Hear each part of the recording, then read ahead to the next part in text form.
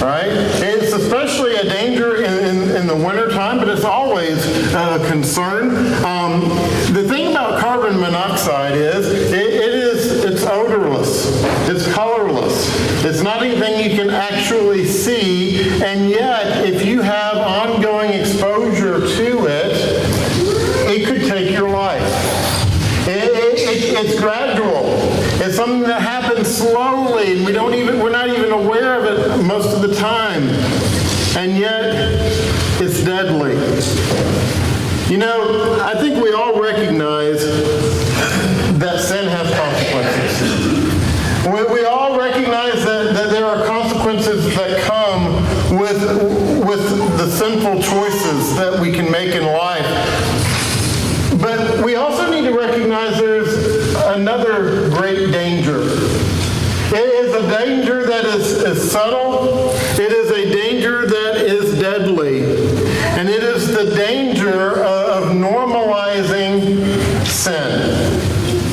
It's the danger of making sinful things in this world seem normal to the point that they are just part of our everyday lives. Yeah, we all recognize that sin is in the world. We understand that Satan has control of this world. Sin is in the world, and people in the world sin. And yet it's also important for us to recognize it as sin, rather than to make it normal and just for it to become a part of our everyday life. And yet we see the normalization of sin all the time. We see it in our society. We see it in our hearts. And the story of Sodom and Gomorrah in Genesis chapter 19 is, I believe, a great demonstration of how sin can gradually, over time, become accepted, embraced, and even celebrated. Genesis 19 is our text today, and it describes the destruction of Sodom and Gomorrah. But it also shows us the progression of sin. It shows us what happens when wickedness becomes the norm rather than the exception. Now, as we enter into Genesis 19 this morning, we want to set the scene here. Abraham has moved his family into the land of Canaan. He has allowed Lot, his nephew, to choose where he wanted to kind of park his family, the area that Lot wanted to make his own. And so Lot chooses this valley, this area where the cities of Sodom and Gomorrah are, and he chooses to make his home there. Now, he is living in Sodom at the time when God makes a decision that his patience is spent with these two cities and their sinfulness. And so God sends two angels, but in the form of men, to go and to warn Lot that he needs to leave. And so Lot and his family are now going through this process of addressing this message that has been given to them. That's where we begin looking at the normalization of sin this morning. And the first point we're going to see as we read verses 4 and 5 is that sin becomes normal through collective compromise. You see, compromise is this idea that we kind of meet in the middle with things. But what happens is when we meet in the middle, we've had to leave where we are. And so if I have standards and I'm going to meet in the middle with someone else who has a different set of standards, then what do I have to do? I have to leave my standards. And so it's something that happens often gradually. And yet, if we're not careful, we can normalize sin over a process of just making compromise in our lives.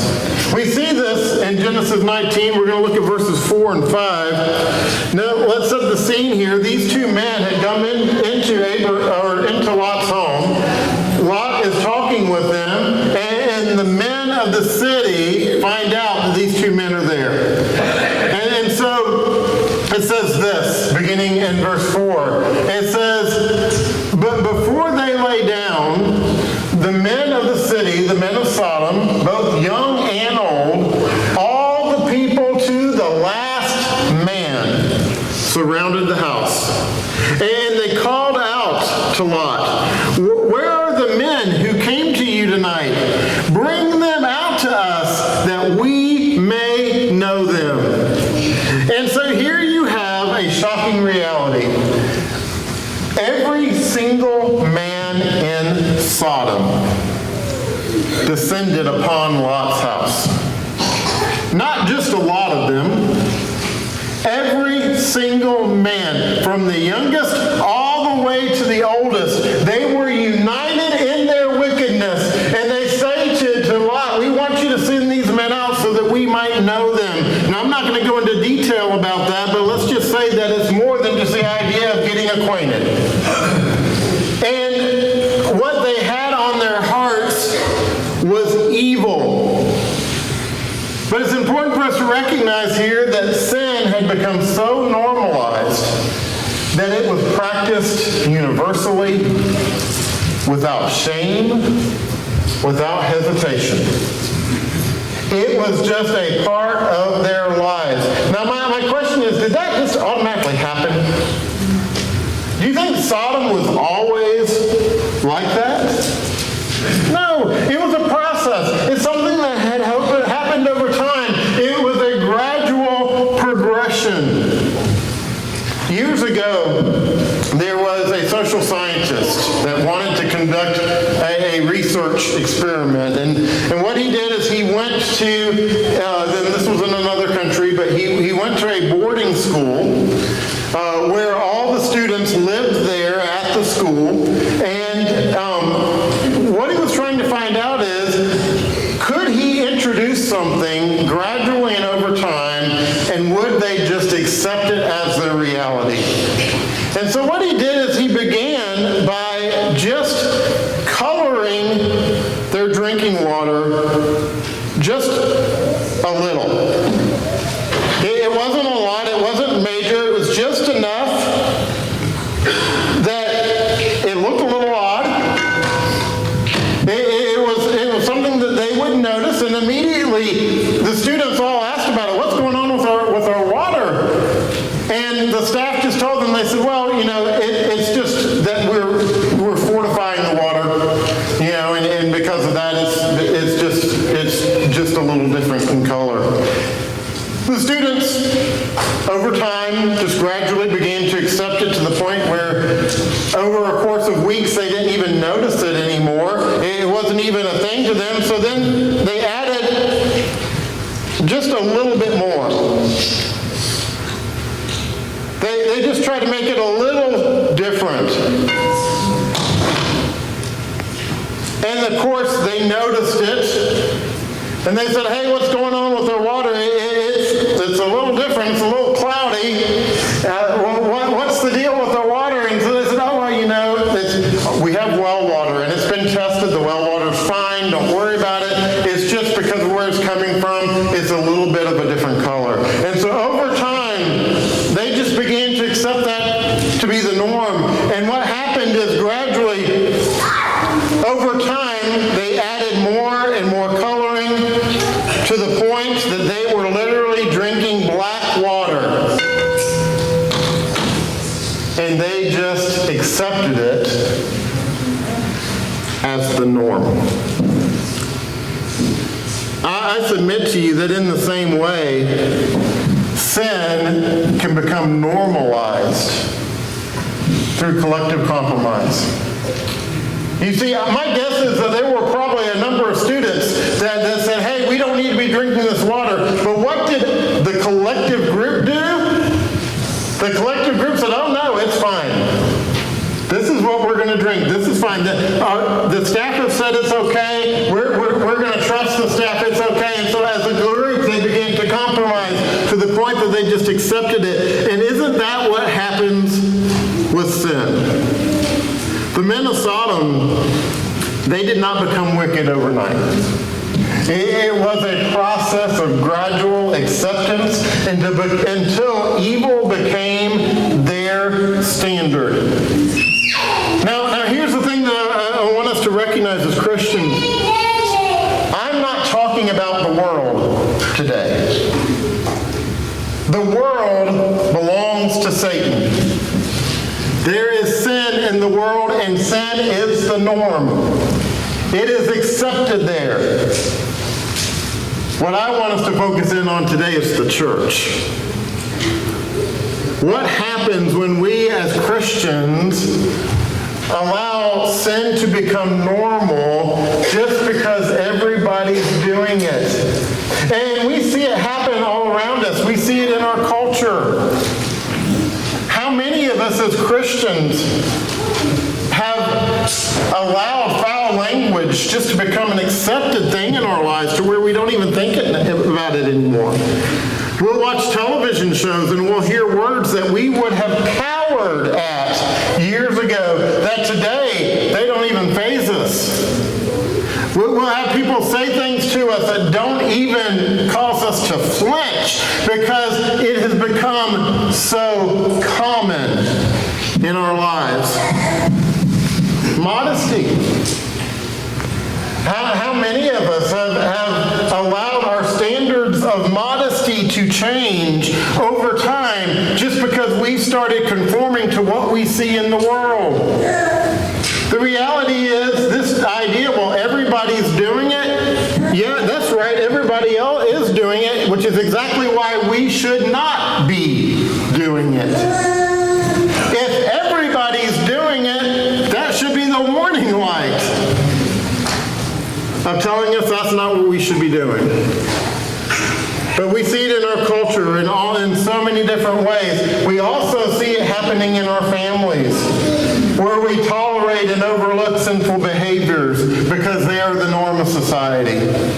Where we normalize unfaithfulness within marriages and we dishonor the importance of marriage just because that's what we see the world doing.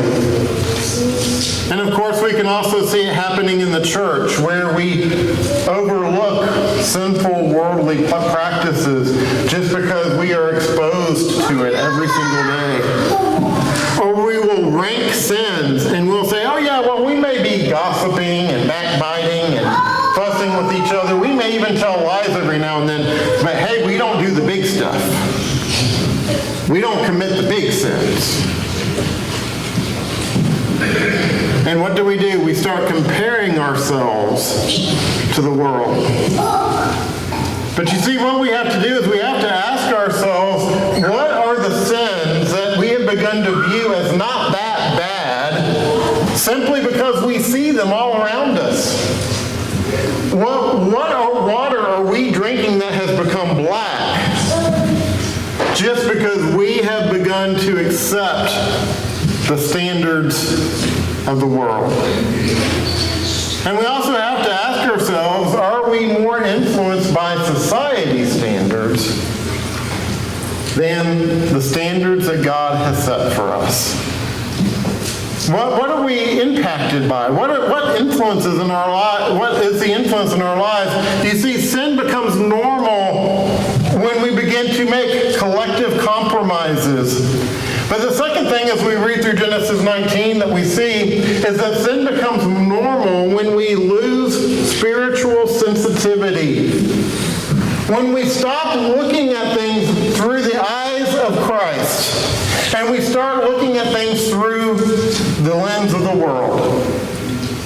We begin to normalize sin when we lose that spiritual sensitivity. Let's read on in Genesis 19. We're going to look at verses 6 through 9.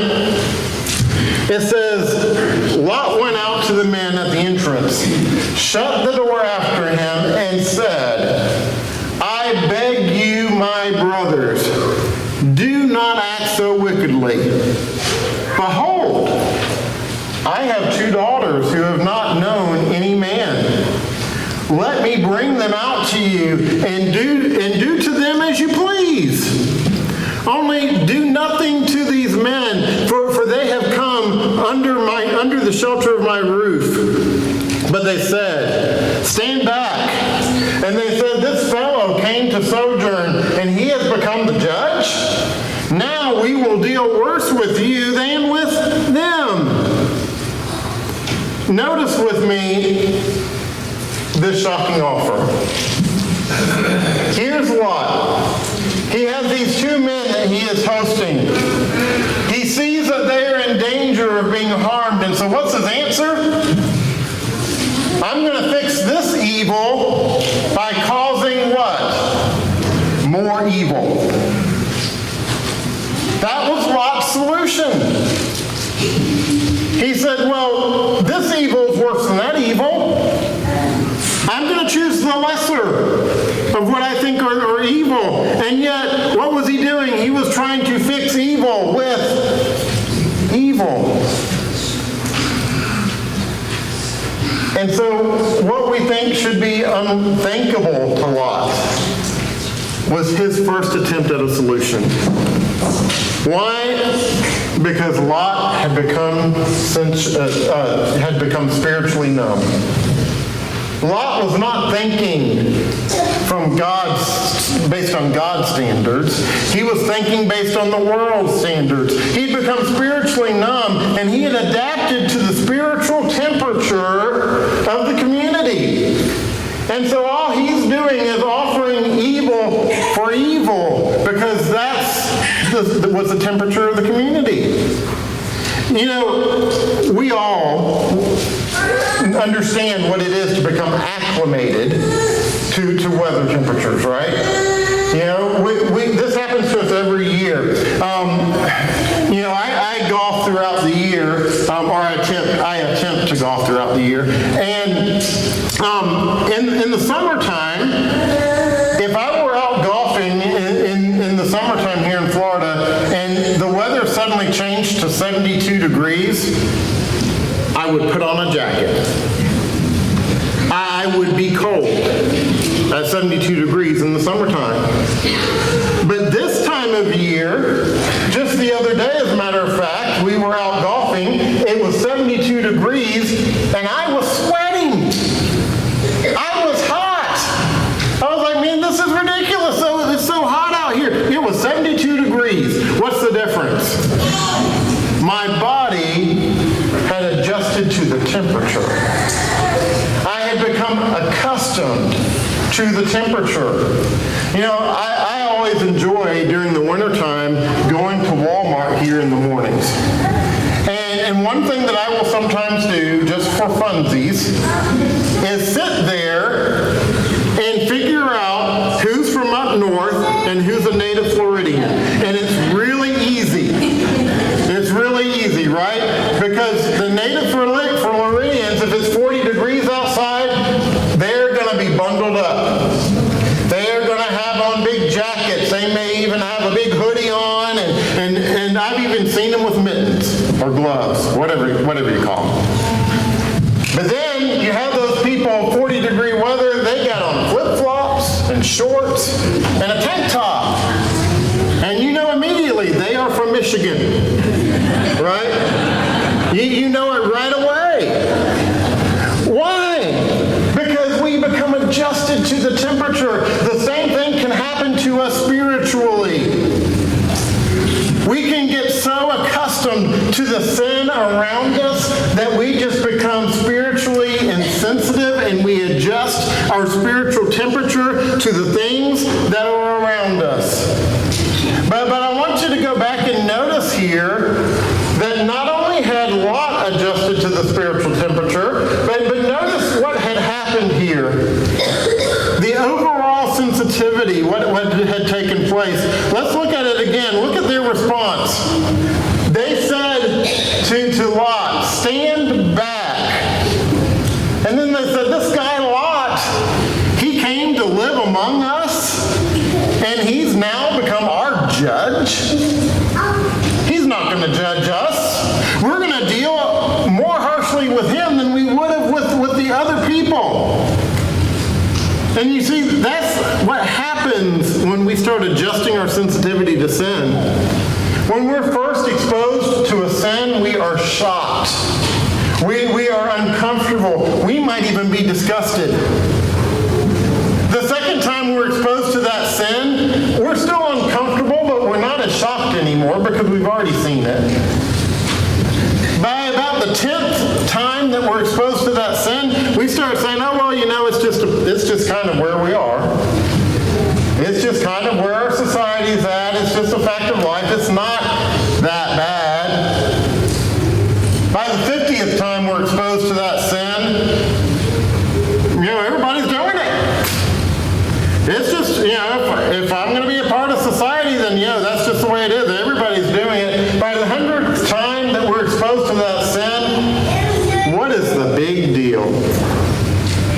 It's just a thing. We might even start trying to rationalize it or make it okay. Why? Because we have adjusted the spiritual temperature. The men of Sodom had lost their spiritual sensitivity.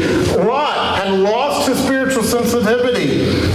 And we see that in the church over and over again as Christians, where we can lose our spiritual sensitivity, adjusting our spiritual thermostat. Let me give you a few examples. And again, you don't have to raise your hands this morning, but how many of you today will watch programs on television that 15 years ago you would have never considered watching? And now you don't even think about it. It doesn't even faze you. As we already mentioned, language.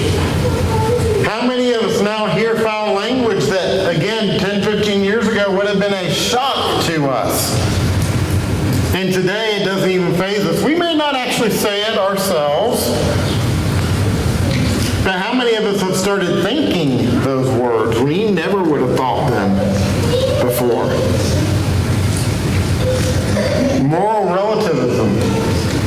We live in a society now that says, what may be right or wrong to you may not be right or wrong to someone else.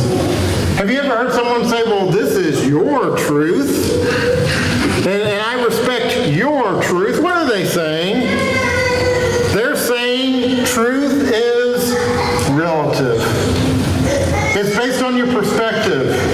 And how many of us have found ourselves kind of in that same mindset of saying, well, that's your truth. I understand that's where you're coming from.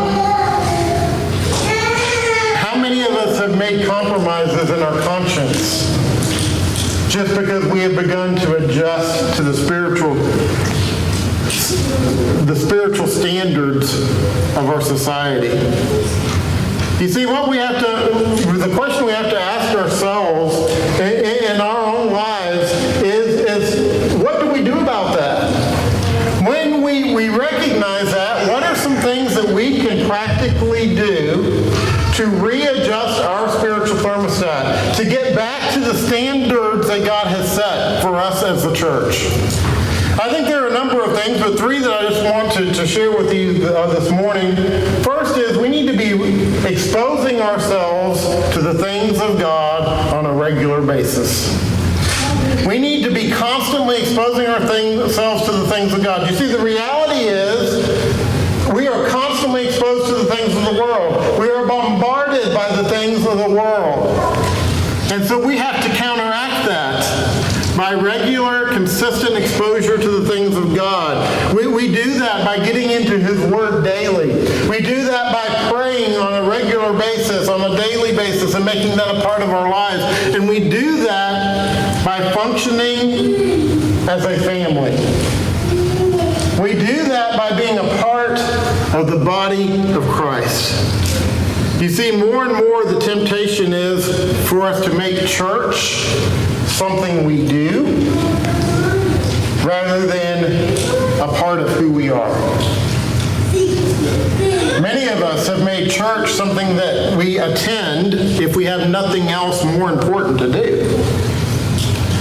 And we limit ourselves oftentimes to once or twice a week when we will get together with other Christians. What does that mean? That means that my daily exposure is to the world rather than to the things of God. There are opportunities for each of us to interact with the body of Christ each and every day if we make the effort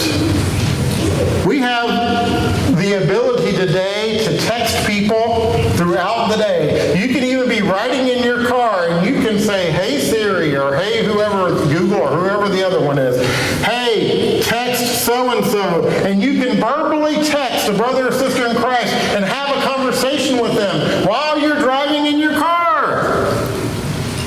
We have so many opportunities to interact with one another if we will just make the effort, if we will just be intentional. You know, I've gotten very used to being here at this building pretty much all week without anybody being here. I will see Diana during the week because she also works in the office, but we will go days and no one will darken the doors, right? This last week, there were people here every single day. You know, there were people here constantly. And while it took me a little getting used to because I had adjusted my thermostat, I realized what a blessing. The reality is any one of you could have come to this building during the week and there would have been other people besides me here.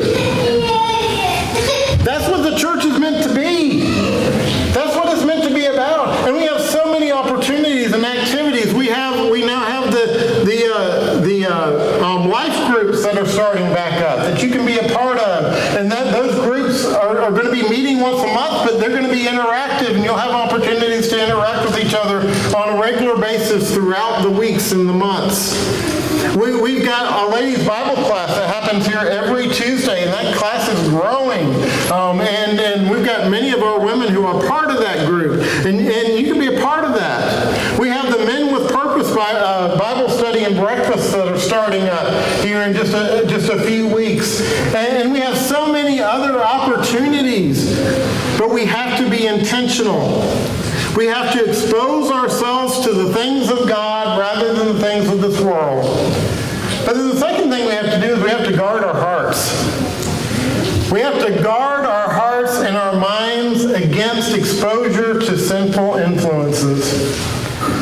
You know, we all are aware that we're going to have some freezing temperatures come our way in a few days, and we cannot complain because of what everybody else is facing, what a lot of people in our country are facing over the next few days. But we're going to have some cold temperatures. And so on the local news this morning, they were telling us that we need to, when we go out, make sure we have on a heavy jacket, make sure that we're protected, that we guard ourselves against the cold. Most of us will do that, right? Because we know that exposure to the cold is harmful. It can hurt us. And so we're going to guard ourselves. The reality is we need to be doing the same thing against sin. We need to be putting on our spiritual jackets and protecting ourselves and guarding our hearts and guarding our minds from the exposure to the sinful influences. That means we need to limit our exposure to people of the world who are going to pull us away from the things of God. That means we need to limit the places that we go. That means we need to limit the things that we watch and the things that we interact with to guard and to protect our hearts and minds. But then the third thing that we need to do in order to adjust our spiritual thermostat is we need to ask God for help. We need to be asking God continually to help us, to help guard us, to help protect us, to help direct us towards the things we need to do. Because the reality is that when we can normalize sin, when we start to adjust our spiritual temperature. But then the final thing we see as we finish up in Genesis 19 is that sin becomes normal when we linger longer. Sin becomes normal when we just hang out in it.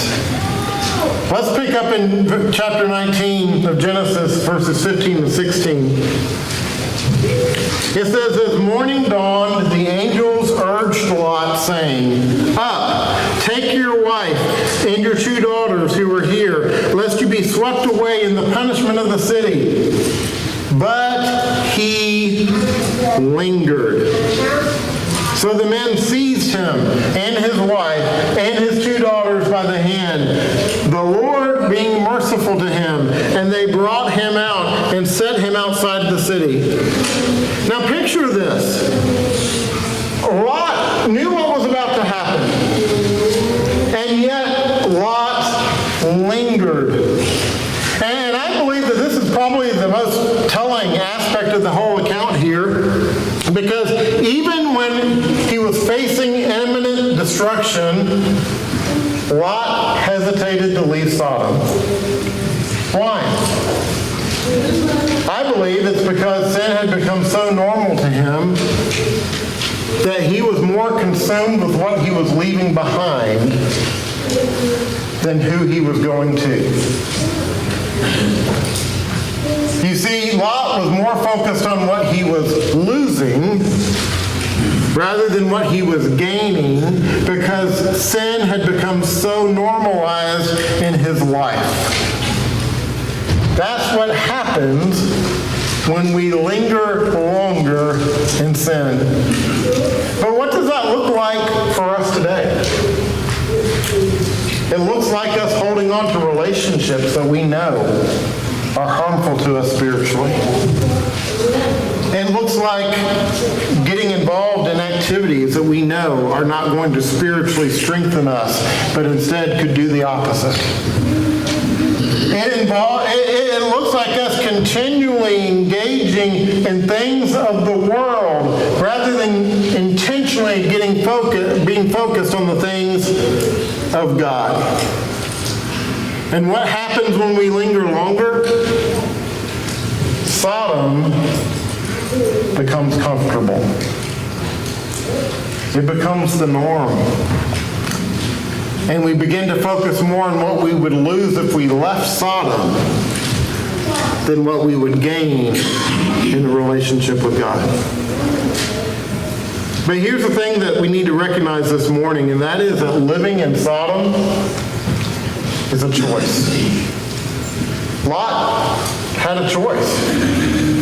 He could choose to linger in Sodom, or he could choose to leave. And when God calls us to leave Sodom or sin, we can't afford to linger, because every moment of hesitation increases our risk. You know, we often talk about the patience of God, and the truth is, we do serve a patient God. But God, while He is patient, patience is not a permanent place. The word patience, by definition, means that there is an end. It stops at some point. And for God, there is a limit to His patience. We see that demonstrated in Genesis 19 as we finish up in verses 24 and 25. It says, "Then the Lord rained on Sodom and Gomorrah sulfur and fire from out of heaven. And He overthrew those cities and all the valley and all the inhabitants of the cities and what grew on the ground." You see, God was patient, but God's patience has an ending point. The Apostle Paul describes it this way in Romans chapter 1, verses 24 and 25. Romans chapter 1, verses 24 and 25, he says, "Therefore God gave them up in the lust of their hearts to impurity, to the dishonoring of their bodies among themselves, because they exchanged the truth about God for a lie, and worshipped and served the creature rather than the Creator, who is blessed forever." As we mentioned in the Bible class this morning, God did not give up on those who chose sin. But God did allow them to make that choice and to deal with the consequences that come with that choice. He gave them over to their choice. And in giving them over to their choice, they chose to remain in Sodom. Why? Because they would rather believe a lie than to believe the Creator. For us today, we have a choice. Because when people persistently reject God and embrace sin, there comes a point where God's going to give them up to their sinful desires. And we have to choose. We have to decide. You see, we've got to stop trying to make the world look like the church so that we can be a part of it, and instead recognize that the world belongs to Satan. And the world looks like Sodom, because that's Satan's world. And if we try to make it look like the church, then the danger is that we're going to desensitize it, we're going to stop seeing the dangers of it, and we're going to want to be a part of it. It doesn't happen overnight. It's gradual. It happens little by little, but we begin to accept it. We begin to see it as the norm. You see, we've got to recognize Sodom for what it is. We've got to recognize the world for what it is. It belongs to Satan. You know, the original Christians in the first century church, they did not spend their time trying to get the world to look like them. As a matter of fact, they had very little to do with government or any of that. They paid their taxes, and then they stayed out of it. They simply functioned together as believers. But then over time, more and more Christians began to try living in Sodom. They began to try to look more like the world and even try to get the world to look more like them. And so we see this issue addressed in Revelation chapters 2 and 3, where Jesus addresses 7 different congregations or churches in Asia. And out of the 7, there were only 2 that he praised. He had warnings for 5 others. To the churches at Ephesus, Sardis, Pergamum, Laodicea, and Thyatira, while he had different issues with each, he also had a similar condemnation with all 5. And that is that they had all lingered too long in the world. They were all struggling with making the world a part of their lives and making the things of the world the norm in their lives. Sin, for many of them, had become normal. And Jesus not only condemns their actions, he calls them to repentance. You see, our call is not to be like these 5 churches, but to instead be like the churches in Smyrna and Philadelphia. Churches that stayed true to the Word of God. Churches that kept themselves out of Sodom, separate from the world. God's own people. That's our call. We cannot afford to normalize sin. We've got to recognize it for what it is. And it is out there, and it is in the world, and it is alive, and it is well. But it is going to lead to one thing and one thing only, and that is death and destruction. We don't have to be a part of that. You see, we can choose to be in Jesus Christ. Keep ourselves out of Sodom, to keep ourselves separate from the world, and to see sin for what it truly is. This morning, have you been struggling with making sin normal in your life? Have you found yourself caught up in sin because it became so normalized in your life that it's now become a part of your life? There's good news this morning. While God may have given you over to your choices, God will always welcome you home. God's grace is always available. You can always come back home. It may be that as we sing a song of encouragement in just a moment, that coming before this congregation and acknowledging that struggle so that we can pray for you and support you and be there with you may be what you need. But it may also be that you just need to make a private, personal commitment in your life to leave Sodom. Whatever your situation is today, I encourage you to choose Christ in your life today. To come home to make a relationship with Him and His people your life. And if we can help you, and if we can serve you in a public way, we invite you to come as we stand.